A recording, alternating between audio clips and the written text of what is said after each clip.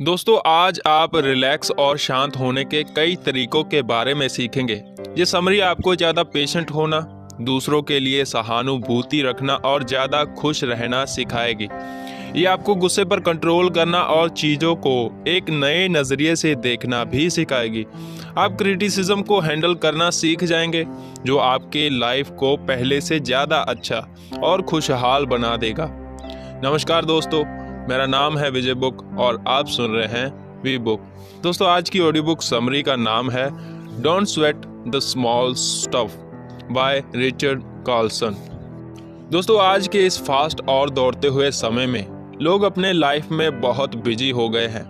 सब कहीं ना कहीं पहुंचने की जल्दबाजी में है। सबको हमेशा कुछ ना कुछ करना है, कहीं ना कहीं जाना है, कुछ अचीव करना है। किसी के पास रिलैक्स करने का टाइम नहीं है, या ये भी कहा हो सकता है कि वो खुद रुक कर रिलैक्स करना ही नहीं चाहते। सब अपनी इच्छाओं को पूरा करने के लिए सुपर एक्टिव होना चाहते हैं। क्या आपने कभी सोचा है कि क्या सच में हर समय दौड़ना जरूरी है? क्या कुछ अचीव करने के लिए इस भाग दौड़ की जरूरत है? क्या हर चीज आपकी लाइफ में एक इमरजेंसी बन रही है कि आप वेट नहीं कर सकते? तो सुनिए, इसका जवाब ना है। हाँ, हमेशा कुछ ना कुछ करना तो लगा ही रहेगा, लेकिन आप उसे एक इमरजेंसी की तरह देखें, बिना भी तो कर सकते हैं, है ना? आप शांत और रिलैक्स हो सकते हैं। अपना सारा काम करते हुए भी आप लाइफ के खूबसूरत और अनमोल मोमेंट को एंजॉय कर सकते हैं। इस बुक में आप सीखेंगे कि लाइफ कोई इमरजेंसी नहीं है और आपको हर चीज के लिए जल्दबाजी करने की जरूरत नहीं है। सबसे पहले शांति से सोच समझ कर डिसाइड करें कि सबसे जरूरी काम कौन सा है और उसके बाद उसे अचीव करने के लिए स्टेप्स लेना शुरू करें। आप लाइफ में होने वाली छोटी छोटी बातों के बारे में भी समझेंगे। आप सीखेंगे कि कैसे छोटी छोटी चीज़ों पर बहुत ज़्यादा एनर्जी और टाइम वेस्ट नहीं करना चाहिए। और दुनिया में कुछ भी बड़ा नहीं है, ये दुनिया छोटी छोटी चीज़ों से ही तो बनी है। आप ऐसे कई मेथड्स सीखेंगे जो आपको लाइफ के सिंपल लेकिन नाजुक सिचुएशन को हैंडल करना सिखाएगी। ये बुक आपको ये भी सिखाएगी कि अगर कोई आप में कमियां या दोष निकाल रहा है तो उसे कैसे हैंडल करना चाहिए। सहानुभूति और काइंडनेस से कैसे दिलों को जीतना चाहिए और इम्परफेक्ट चीज़ों में भी कैसे परफेक्शन को देखना चाहिए। इस बुक के जरिए आप दुनिया को एक अलग नज़रिए से देखना सीखेंगे, जो आपको अपने डेली रूटीन के प्रॉब्लम्स को सॉल्व करने में मदद करेगा। तो क्या आप अपने प्रॉब्लम्स का सॉल्यूशन जानना चाहेंगे? क्या आप ज़्यादा पीसफुल और प्यार से भरपूर लाइफ जीना चाहेंगे? तो चलिए देर किस बात की, शुरू करते हैं इस समरी के पहले चैप्टर की। Don't sweat the small stuff. लोग ना छोटी छोटी बातों या सिचुएशन को भी बेमतलब सोच सोच कर बहुत बड़ा बना देते हैं। हम तो बस मानने लगे कि लाइफ में हर चीज एक इमरजेंसी है, सब तुरंत होना चाहिए। लेकिन हम ये नहीं समझते कि अगर इन छोटी चीजों के लिए परेशान होना छोड़ देंगे तो हम अपनी कितनी एनर्जी बना सकते हैं और बेटर तरीके से लाइफ को एंजॉय कर सकते हैं। इस बुक के ऑथर रिचर्ड ने इसे एक सिंपल एग्जाम्पल से एक्सप्लेन किया है। इमेजिन कीजिए कि आप बाइक या कार चला रहे हैं और अचानक से कोई पीछे से आकर आपको ओवरटेक करता है। आपका क्या रिएक्शन होगा? आमतौर पर लोग गुस्सा हो जाते हैं या चिल्लाते हैं। कुछ लोग तो पूरे दिन ये स्टोरी दूसरों को बताते रहेंगे और एक छोटी सी बात के लिए स्ट्रेस लेते रहेंगे। वो बस खुद को राइट साबित करने में अपनी सारी एनर्जी वेस्ट कर देंगे, जो उनका पूरा दिन बर्बाद कर देगा। अगर आप नाराज होंगे तो आप परेशान होंगे। अगर आप नाराज होने की जगह परेशान ना होना चूज करेंगे और इसे जाने देंगे तो आप अपने मन की शांति को बचा सकते हैं और आगे एक अच्छा और मजेदार दिन बिता सकते हैं। इसी के साथ इसका चैप्टर की बात करते हैं, मेक पीस विद इम्परफेक्शन। इस दुनिया में कुछ भी परफेक्ट नहीं है। हमें चीज़ों को उनकी कमियों के साथ एक्सेप्ट करना चाहिए। जब हम इस परफेक्शन की तलाश को खत्म करना सीख जाएंगे तब हम हर चीज की सुंदरता को देख सकेंगे। आइए एक एग्जाम्पल देखते हैं। हम हमेशा चीजों में दोष ढूंढते रहते हैं, जैसे हमारी अलमारी सजी हुई नहीं है, कपड़े ठीक से नहीं धुले, बॉडी पर बहुत ज़्यादा फैट है और ना जाने क्या क्या। जैसा प्रेजेंट स्टेट में है हम बस उसे और भी बेटर बनाने में लगे रहते हैं और इस चक्कर में लाइफ के छोटे छोटे मैजिकल मोमेंट्स को देख ही नहीं पाते। परफेक्शनिस्ट होने में कोई बुराई नहीं है, लेकिन आपको ये समझना होगा कि हर चीज़ का परफेक्ट होना ज़रूरी नहीं है। जब आप चीज़ों को उसके एक्चुअल रूप में एक्सेप्ट करना सीख जाएंगे तब आप खुद ब खुद उसकी अच्छाई और क्वालिटीज़ को देखने लगेंगे। आगे बात करते हैं तीसरे चैप्टर की। Be aware of the snowball effect of your thinking. हमारे मन में चलने वाले थॉट्स बेकाबू होते हैं, हमें पता भी नहीं चलता, लेकिन कुछ ही सेकंड में हजारों ख्याल हमारे मन में लगातार चलते रहते हैं। एक थॉट के बाद दूसरी थॉट आती है, फिर तीसरी, और ये एक दूसरे से जुड़कर कभी ना खत्म होने वाला सिलसिला बन जाता है, बिल्कुल एक स्नोबॉल की तरह, जिसकी शुरुआत एक छोटे से बर्फ के टुकड़े से होती है और फिर उसमें थोड़ी थोड़ी बर्फ जुड़कर उसे बहुत बड़ा बना देती है। हमारे थॉट्स बिल्कुल ऐसे ही होते हैं, लेकिन एक पीसफुल लाइफ के लिए आपको इस सोच को बदलना होगा। मान लीजिए कि आप रात को सो रहे हैं और अचानक से उठ जाते हैं। आपको याद आता है कि सुबह आपको एक अर्जेंट कॉल करना है। रिलैक्स होने के बजाय आपको एक इम्पोर्टेंट चीज़ याद आ गई। अब आप दूसरी चीज़ों के लिए परेशान होने लगते हैं, जैसे बॉस के साथ होने वाली बातचीत की रिहर्सल करने लगते हैं, आने वाली मीटिंग के बारे में सोचने लगते हैं और जितने भी दूसरे कॉल्स करने हैं उनके बारे में चिंता करने लगते हैं। इस वजह से आप और भी ज़्यादा अपसेट हो जाते हैं और सोचने लगते हैं कि आप सच में कितने बिजी हैं। इसकी वजह से आप और भी थॉट्स पैदा होने लगते हैं जो हमें डिस्टर्ब कर देते हैं और ये प्रोसेस कभी ख़त्म नहीं होता। इस प्रॉब्लम का एक ही सिंपल उपाय है। अगर आप उन स्नोबॉल को शुरुआत से ही बड़ा नहीं होने देंगे तो आपका माइंड डिस्टर्ब नहीं होगा। अपने थॉट्स को स्नोबॉल बनने मत दो। जैसे ही आपको लगने लगे कि आप ज़्यादा सोच रहे हैं तो खुद को झकझोर कर कहो, अब सोचना बंद करो। अपना ध्यान दूसरी तरफ करने के लिए आप पेपर और पेन लेकर लिखना शुरू कर सकते हैं कि सुबह आपको क्या क्या इम्पोर्टेंट काम पूरे करने हैं और इस तरह आप अपनी नींद डिस्टर्ब होने से रोक सकते हैं। बिजी होना बुरी बात नहीं है, लेकिन अपने माइंड को बिना मतलब के थॉट्स से भरना आपको थका देता है, जो आपके काम करने की एबिलिटी को कम कर देता है। Become more patient. पेशेंस या धैर्य हमारे लाइफ में बहुत इम्पोर्टेंट होता है। ये आपको शांति और प्यार से भर देता है। इसकी मदद से आप में चिड़चिड़ापन कम होने लगता है और आप अपने लाइफ के यादगार पलों को खुलकर एंजॉय कर सकते हैं। रिचर्ड ने अपने पर्सनल एक्सपीरियंस से इसे समझाने की कोशिश की है। उनकी 2 छोटी बेटियां हैं। वो जब भी बुक लिखने बैठते तो अक्सर उनकी 4 साल की बेटी उन्हें बार बार तंग किया करती थी। वो जब भी अपने स्टडी रूम में गहरी सोच में डूबे हुए होते वो वहाँ पहुँच जाती, लेकिन वो कभी अपनी बेटी पर ना तो गुस्सा हुए और ना ही उन्हें कभी चिड़चिड़ाहट से हुई। अगर उन्हें कभी नेगेटिव थॉट आ भी जाता तो वो अपनी बच्ची की मासूमियत और भोलेपन के बारे में सोचने लगते। वो ये सोचने लगते कि वो इसलिए नहीं आती क्योंकि वो उन्हें डिस्टर्ब करना चाहती है, बल्कि इसलिए आती है क्योंकि वो उनसे बहुत प्यार करती है। वो जब उनका मासूम चेहरा देखते तो अपनी सारी थकान भूल जाते और उन्हें इतने प्यारे बच्चे देने के लिए भगवान को थैंक यू कहते। पेशेंस एक बहुत इम्पॉर्टेंट क्वालिटी है।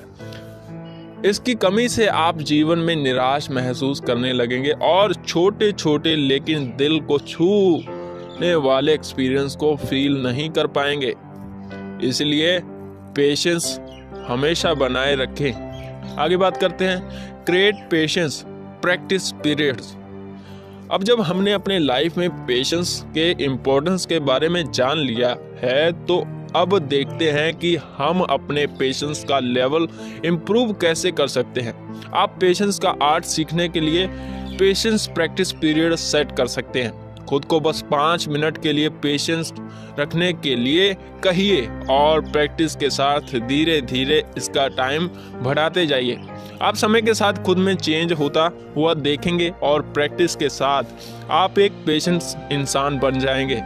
रिचर्ड ने इसे अपने बच्चों के साथ ट्राई किया। एक दिन जब वो एक जरूरी कॉल कर रहे थे तो उनके दोनों बच्चों ने उन पर सवालों की बौछार कर दी।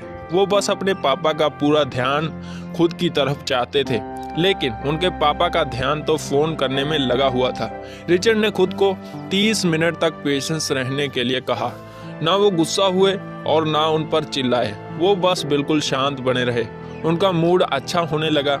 उन्होंने नोटिस किया कि जब वो शांत और पेशेंस थे तब उनके बच्चे भी बिल्कुल शांत और पेशेंट थे।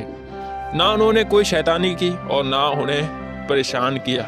वो दोनों चुपचाप बाहर खेलने चले गए।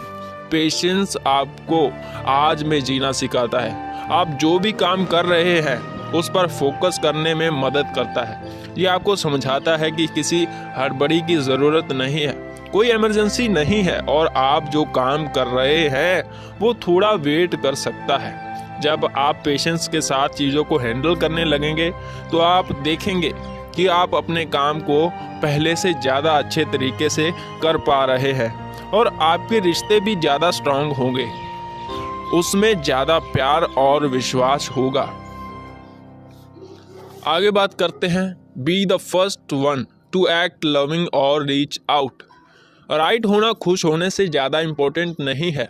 अगर आप एक खुशहाल और सुकून से भरी लाइफ जीना चाहते हैं तो आपको चीज़ों को लेट गो यानी जाने देने का एटीट्यूड अपनाना होगा और लोगों की मदद करने या उनसे मदद मांगने के लिए खुद पहला कदम उठाना होगा। रिचर्ड एक ऐसे इंसान को जानते थे जिनकी अपने बेटे से नहीं बनती थी। उस औरत ने अपने इकलौते बेटे से 3 साल से बात नहीं की थी। जब उन्होंने कारण पूछा तो उसने बताया कि उसकी वाइफ के बारे में उसके विचार बहुत अलग अलग थे, जिसकी वजह से बहस होती थी। इसलिए उन्होंने बात करना बंद कर दिया था। रिचर्ड ने उन्हें अपने बेटे से बात करने के लिए पहल करने की सलाह दी, लेकिन उन्होंने इनकार कर दिया। उनका कहना था कि गलती तो उनके बेटे की थी, इसलिए उसे आगे आकर माफ़ी मांगनी चाहिए। लेकिन रिचर्ड उन्हें पहले बात करने के लिए एनकरेज करते रहे और आखिर वो मान गई। सिर्फ उनके फ़ोन करने से उनका बेटा इतना खुश था कि वो अपनी खुशी बयान नहीं कर पा रहा था। फिर उसने अपनी माँ से माफ़ी भी मांगी। वो दोनों फिर से करीब आ गए थे। अब उनकी लाइफ में गुस्सा और नाराज़गी की जगह शांति और प्यार ने ले ली थी। जब भी हमारा छोटा मोटा झगड़ा हो या मनमुटाव होते हैं, हमें सामने वाले से पहले माफ़ी का इंतज़ार नहीं करना चाहिए। कोई फर्क नहीं पड़ता कि कौन सही और कौन गलत, मायने ये रखता है कि हमारे अंदर प्यार और शांति भरा हो, घृणा और गुस्सा नहीं। छोटी छोटी बातों को मन में रखने से ये हमारे अंदर कड़वाहट भर देता है। किसी से खुद चला कर बात करने का ये मतलब नहीं है कि हम गलत हैं और वो सही। इसका ये मतलब है कि वो इंसान आपके लिए खास है और एक छोटे से मनमुटाव के कारण आप अपने रिश्ते की मिठास खत्म नहीं करना चाहते।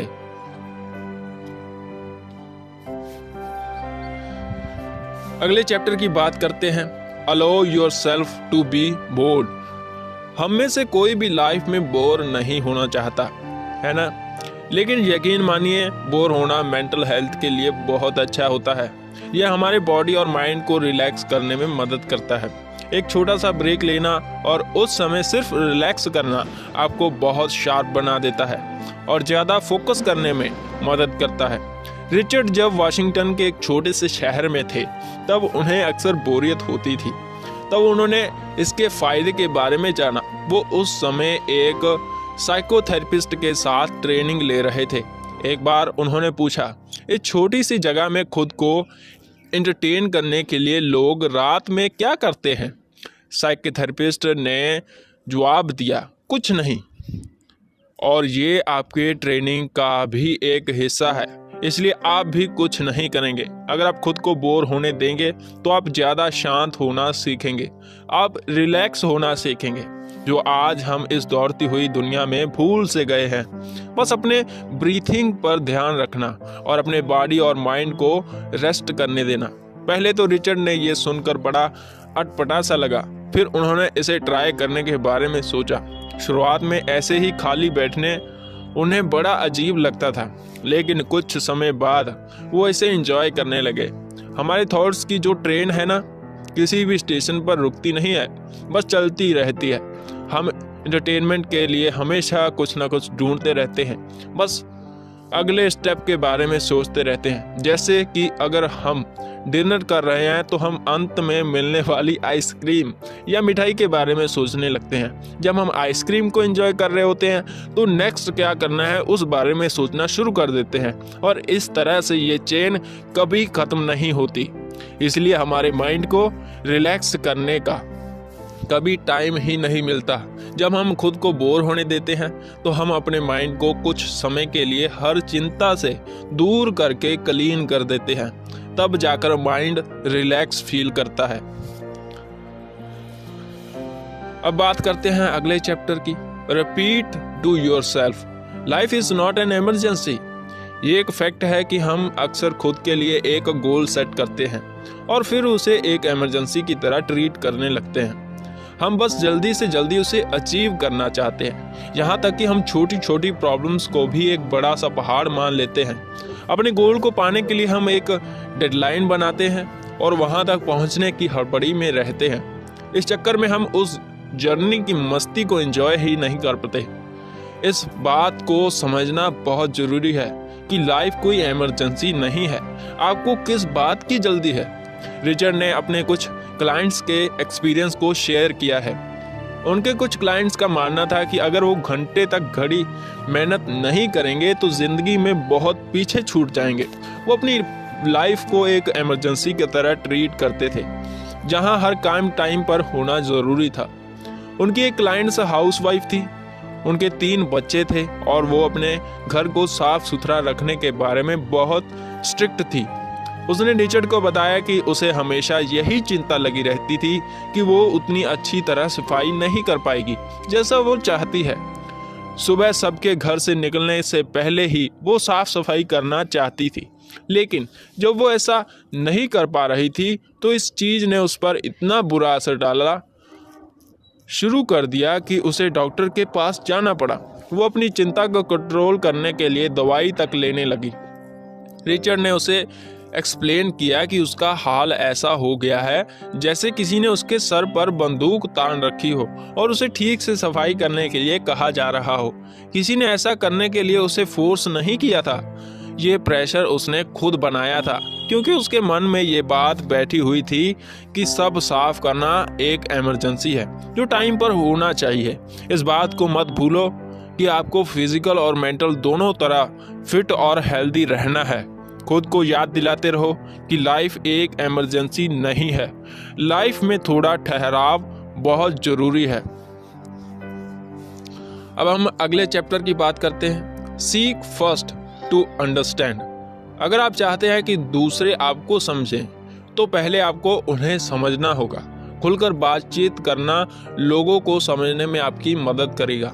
जब आप बातों को मन में दबा कर रखते हैं और खुल के बात नहीं करते हैं, ध्यान से उसकी बातों को नहीं सुनते हैं, तो आप उनके नज़रिए को अच्छे से समझ नहीं सकते।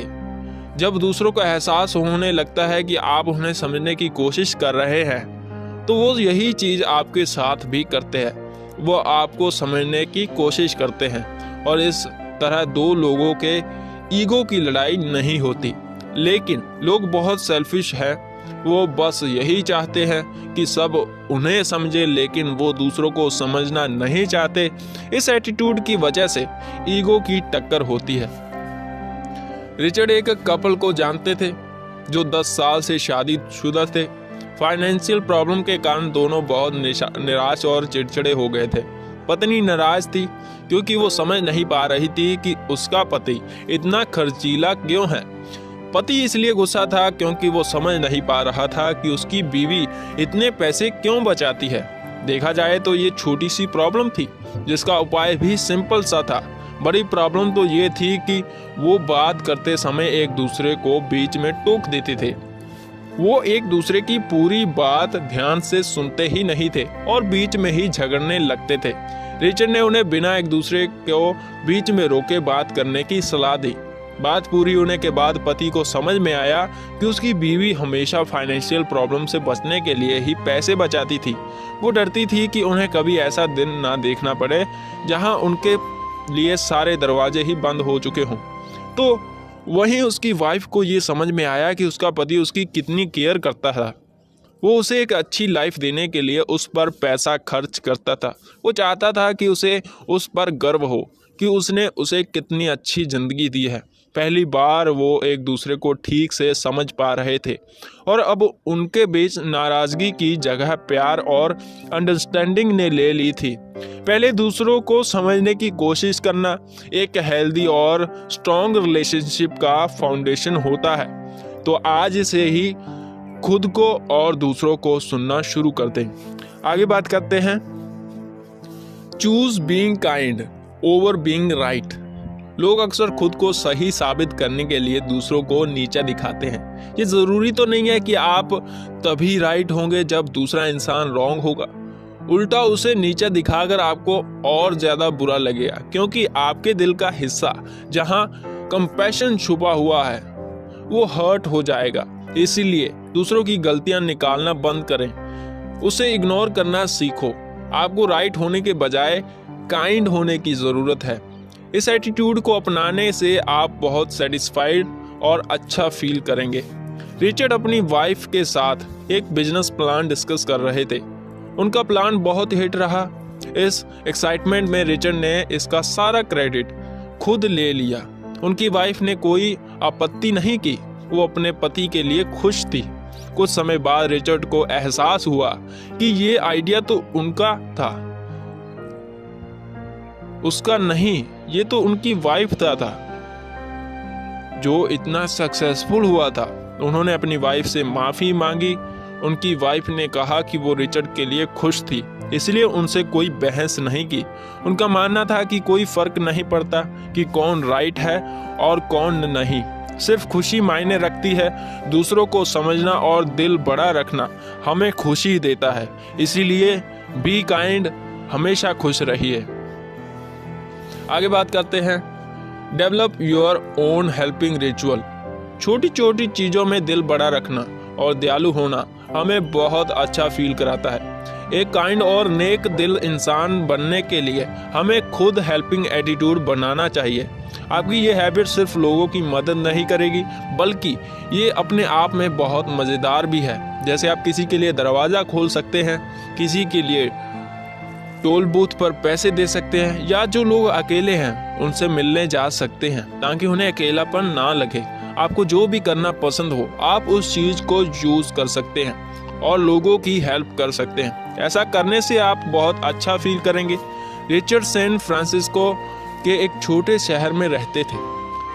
यह एक शांत जगह थी जो चारों ओर से प्रकृति की सुंदरता से घिरी हुई थी, लेकिन मन को सुकून देने वाली इस खूबसूरती को जगह जगह फैली गंदगी ने जैसे दाग लगा दिया था।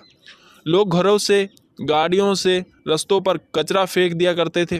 उस छोटी सी जगह में साफ सफाई के लिए कोई मदद मिलना मुश्किल था, इसलिए रिचर्ड ने इसे खुद साफ करने का फैसला किया।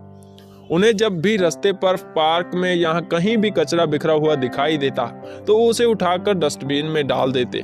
कुछ समय के बाद रिचर्ड इस हैबिट को एंजॉय करने लगे। एक दिन रिचर्ड ने अपने घर के पास एक अजनबी को कचरा उठाते हुए देखा। जब दोनों का आमना सामना हुआ तो उस आदमी ने बताया कि उसने रिचर्ड को कई बार सफाई करते हुए देखा था। इस बात ने उसके दिल को इतना छू लिया कि उसने भी इसे अपनाने का फैसला किया। तो अब तो ये बिल्कुल विन विन सिचुएशन थी जहां सबका बस फायदा ही फायदा था। आप दूसरों की मदद कर रहे हैं जिसमें आपको मजा आने लगा और आप दूसरों को भी ऐसा करने के लिए इंस्पायर कर रहे हैं।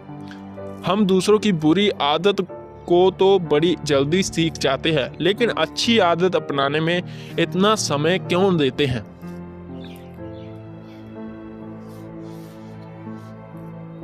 आगे बात करते हैं नेक्स्ट चैप्टर की। Argue for your limitations and they are yours. जब आप इस बात पर बिलीव करने लग जाते हैं कि आप कोई काम नहीं कर सकते, तो वो एक दिन सच हो जाता है। जब आप अपनी कमियों के लिए बहस करने लगते हैं तो आपका हिस्सा बन जाता है। इसलिए जब आपको खुद के लिए कोई नेगेटिव थॉट आने लगे तो खुद को रुकने के लिए कहो और बोलो कि हम ये कर सकते हैं। रिचर्ड की एक क्लाइंट थी जिसे ये विश्वास हो गया था कि उसका कभी किसी के साथ अच्छा और हेल्दी रिलेशन नहीं हो सकता। दुख की बात यह थी कि ये बिल्कुल सच था। खुद के बारे में नेगेटिव सोचना उसकी हैबिट बन गई थी। जब भी वो किसी लड़के के साथ डेट पर जाती और वहां देर से पहुंचती तो हमेशा यही कहती, मैं हमेशा लेट हो जाती हूँ। जब भी उसका अपने पार्टनर के साथ बहस होती तो वो कहती, मैं हमेशा लड़ने लग जाती हूँ। रिचर्ड ने उसे समझाया कि उसे इस नेगेटिव सोच को छोड़ना होगा, उसे इस सोच को बदलना होगा कि उसके साथ कुछ अच्छा नहीं हो सकता। उसे अपनी कमियों के लिए बहस करना बंद करना होगा। उसने रिचर्ड की बात मानकर अपनी सोच को बदला और धीरे धीरे नेगेटिव सोचना बंद कर दिया। अब उसकी लाइफ पहले से बहुत अच्छी हो गई थी। अब बात करते हैं इस समरी के लास्ट चैप्टर की। Just for fun, agree with criticism direct toward you, then watch it go away. किसी की बुराई करना या मजाक उड़ाना अच्छी बात नहीं है। किसी में दोष निकालना चीजों को बदलेगा, किसी में दोष निकालना चीजों को बदलेगा नहीं, वो पहले की तरह ही बना रहेगा। लेकिन इस क्रिटिसिज्म से लोगों की फीलिंग्स को ठेस पहुंचती है, इसलिए हमें दूसरों में दोष निकालना बंद करना चाहिए। लेकिन जब कोई आप में कमी निकाले तब क्या करना चाहिए? जब ऐसा होता है तब हम खुद को बचाने की कोशिश करने लगते हैं। क्या आप जानते हैं कि खुद को डिफेंड करने में हमारी कितनी एनर्जी और टाइम वेस्ट होता है? अपने आप को बचाने की जगह आपको उस क्रिटिसिज्म को एक्सेप्ट करना चाहिए। ये आपको शांत रहने में मदद करेगा और आप ये जान पाएंगे कि आखिर लोग आपके बारे में सच में क्या सोचते हैं। रिचर्ड की वाइफ ने एक बार उनसे कहा कि वो कभी कभी बहुत ज़्यादा बात करते हैं। रिचर्ड ने ये सुनकर बुरा तो लगा, लेकिन खुद को डिफेंड करने की बजाय उन्होंने इस बात को एक्सेप्ट किया। उन्होंने कहा कि वो ठीक कह रही थी और वो सच में कभी कभी बहुत ज़्यादा करते हैं, बहुत ज़्यादा बातें करते हैं। रिचर्ड ने नोटिस किया कि इस तरह जवाब देने से उनकी वाइफ को आराम और हल्का फील हो रहा था।